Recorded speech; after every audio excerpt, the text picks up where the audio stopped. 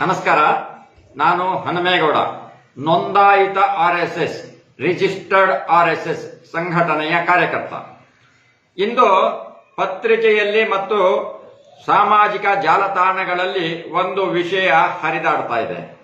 ಅದು ಒಂದು ದೇಶಭಕ್ತರ ಜಗತ್ತಿನ ಅತಿ ದೊಡ್ಡ ಸಂಘಟನೆಯ ನೋಂದಣಿ ಇಲ್ಲದ ಸಂವಿಧಾನ ವಿರೋಧಿ ಹಾಗೂ ಒಂದು ರೀತಿಯಲ್ಲಿ ವಂಚಕ ಸಂಘಟನೆಯಾಗಿರುವಂತಹ ರಾಷ್ಟ್ರೀಯ ಸ್ವಯಂ ಸೇವಕ ಸಂಘ ಅಥವಾ ಅದನ್ನ ಆರ್ಎಸ್ಎಸ್ ಅಂತ ಹೇಳಿ ಕರೀತಾರೆ.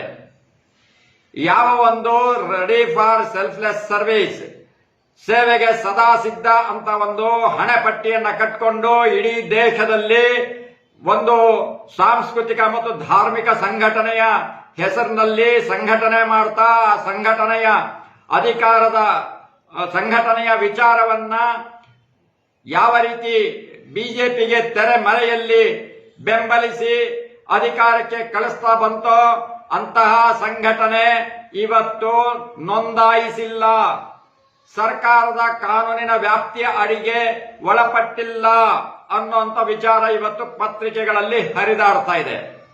ಸ್ನೇಹಿತರೆ, ದೇಶವಾಸಿಗಳೇ, ಒಂದು ಗಂಭೀರವಾಗಿ ಯೋಚನೆ ಮಾಡಿ. ಒಬ್ಬ ವ್ಯಕ್ತಿ ತನ್ನ ಬೆವರಿನ ಹಣದಿಂದ ಸಂಪಾದನೆ ಮಾಡಿದಂತ ಹಣಕ್ಕೆ ಆದಾಯ ತೆರಿಗೆ ಕಟ್ಟಬೇಕು.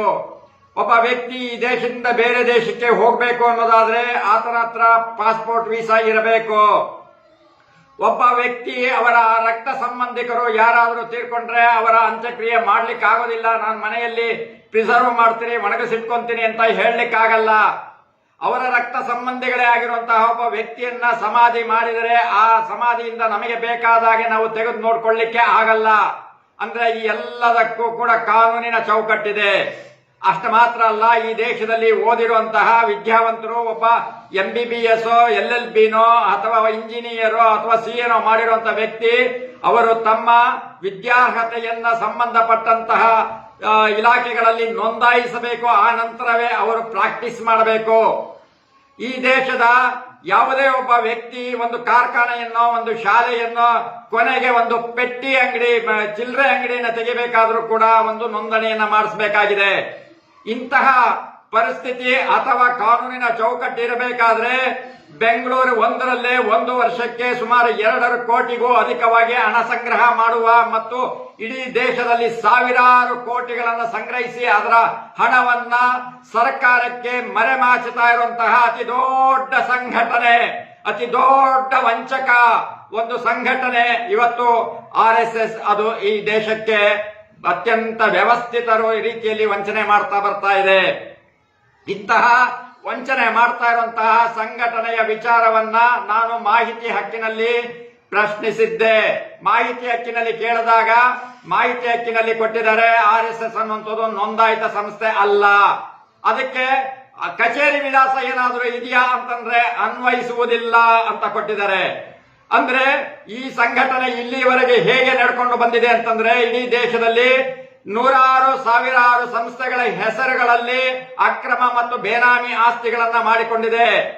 ಯಾವುದೇ ರೀತಿಯ ಸದಸ್ಯತ್ವ ನೋಂದಣಿಯನ್ನ RSS ನಲ್ಲಿ ಮಾಡಿಕೊಂಡಿಲ್ಲ, ನೋಂದಣಿ ಮಾಡಿಕೊಂಡಿಲ್ಲ, ಸರ್ಕಾರಕ್ಕೆ ಲೆಕ್ಕವನ್ನ ಸಲ್ಲಿಸ್ತಾ ಇಲ್ಲ. ಅಷ್ಟು ಮಾತ್ರ ಅಲ್ಲ, ಪ್ರತಿ ವರ್ಷ ವಿಜಯದಶಮಿ ಅಥವಾ ಬೇರೆ ಬೇರೆ ಸಂದರ್ಭಗಳಲ್ಲಿ ರೂಟ್ ಮಾರ್ಚ್ ಪಥ ಸಂಚಲನವನ್ನ ನಡೆಸ್ತದೆ. ಸಂಚಲನವನ್ನ ನಡೆಸಬೇಕಾದ್ರೆ ಅಕ್ರಮ ಶಸ್ತ್ರಾಸ್ತ್ರ ಮೆರವಣಿಗೆ ಮತ್ತು ಅಕ್ರಮ ಶಸ್ತ್ರಾಸ್ತ್ರ ಸಂಗ್ರಹ ಕಚೇರಿಗಳಲ್ಲಿ ಮಾಡ್ತಾ ಬಂದಿದ್ರು ಕೂಡ ಇವತ್ತು ಸರ್ಕಾರಕ್ಕೆ ಯಾವ ಕಣ್ಣಿಗೂ ಕಾಣ್ತಾ ಇಲ್ಲ.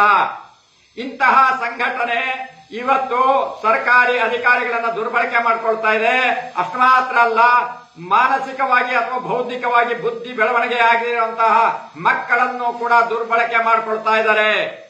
ಅಷ್ಟು ಮಾತ್ರ ಅಲ್ಲ, ಸಂಘ ಪರಿವಾರದ ಬೇರೆ ಬೇರೆ ಸಂಘಟನೆಗಳ ಹೆಸರುಗಳಲ್ಲಿ ಬೇನಾಮಿ ಆಸ್ತಿಗಳನ್ನು ಸಂಗ್ರಹ ಮಾಡಿಟ್ಕೊಂಡಿದ್ದಾರೆ. ಇಂತಹ ಸಂಘಟನೆಯ ವಿರುದ್ಧ ನಾನು ಸರ್ಕಾರಕ್ಕೆ ದೂರುಗಳನ್ನು ಸಲ್ಲಿಸಿದ್ದೇನೆ. ಸರ್ಕಾರದ ಮುಖ್ಯ ಕಾರ್ಯದರ್ಶಿಗಳು, ಮುಖ್ಯಮಂತ್ರಿಗಳು,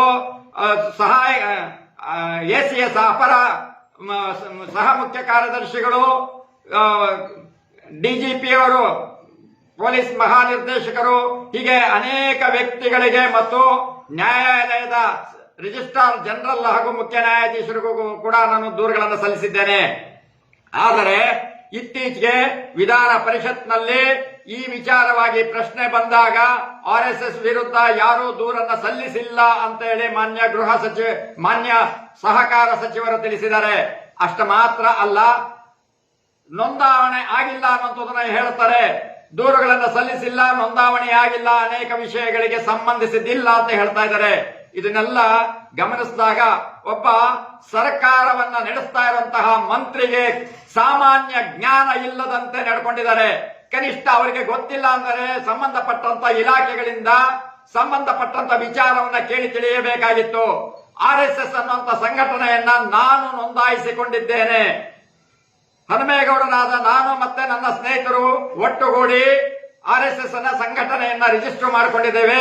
ಅಷ್ಟು ಮಾತ್ರ ಅಲ್ಲ, ಪ್ಯಾನ್ ನಂಬರ್ ಸಹಿತ ತಗೊಂಡಿದ್ದೇವೆ. ಆದರೆ ಒಬ್ಬ ಸಚಿವರು RSS ನೋಂದಾಯಿಸಿಲ್ಲ ಅಂತ ಹೇಳ್ತಾರೆ. ಅಷ್ಟು ಮಾತ್ರ ಅಲ್ಲ, ಯಾವುದೇ ದೂರುಗಳು ಕೂಡ ಬಂದಿಲ್ಲ ಅಂತ ಹೇಳ್ತಾರೆ.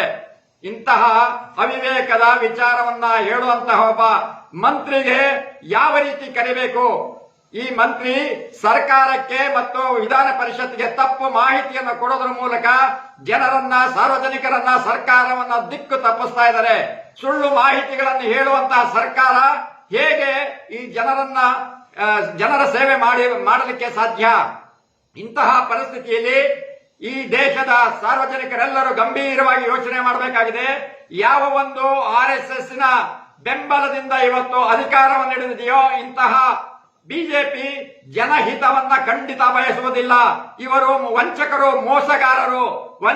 ಮೋಸಗಾರರು, ಲೂಟಿಕೋರರಿಗೆ ನಾವು ಬೆಂಬಲವನ್ನ ಕೊಡಬೇಕೆ, ಅವರನ್ನ ಗೆಲ್ಲಿಸಬೇಕೆ ಅನ್ನುವಂತಹ ಒಂದು ಕಟ್ಟ ಕಡೆಯ ಪ್ರಶ್ನೆಯನ್ನ ನಾನು ನಿಮ್ಮ ಮುಂದೆ ಇಡ್ತಾ ಇದ್ದೀನಿ. ನಮಸ್ಕಾರ.